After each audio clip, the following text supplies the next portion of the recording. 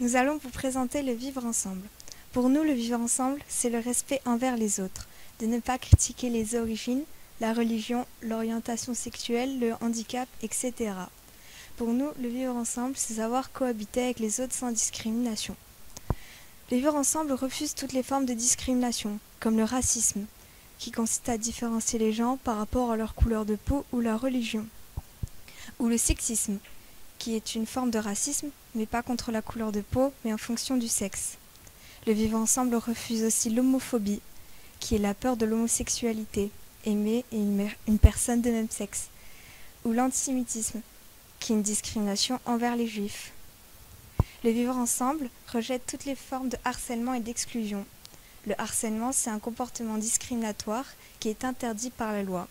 La personne harcelée se retrouve dans un environnement offensant, intimidant, humiliant et dégradant. L'exclusion veut dire ériger une barrière entre une personne exclue et un groupe. Nous avons eu un support d'étude qui est le film Une incroyable équipe de Sébastien Groblet. Dans ce film, nous voyons un élève qui s'appelle Just, qui se fait frapper sur les doigts par le prof d'histoire géo, Bosch. Car il a été dénoncé, exclu par ses camarades, car il est pauvre.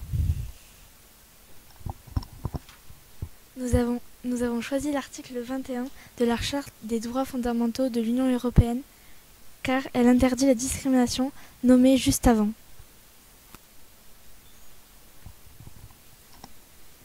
Dans le film, il y a plusieurs scènes qui nous montrent le vivre ensemble. Comme dans la scène où les élèves se rebellent contre le conseil des parents d'élèves. Ils vont jouer au foot dans le parc car ça leur... Ou une autre scène qui nous montre le vivre ensemble est une scène où les élèves jouent au jeu.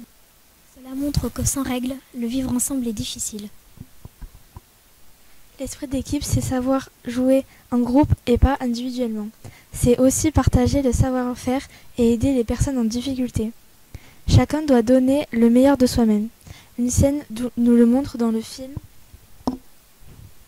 quand Just aide Félix à se relever pendant le match.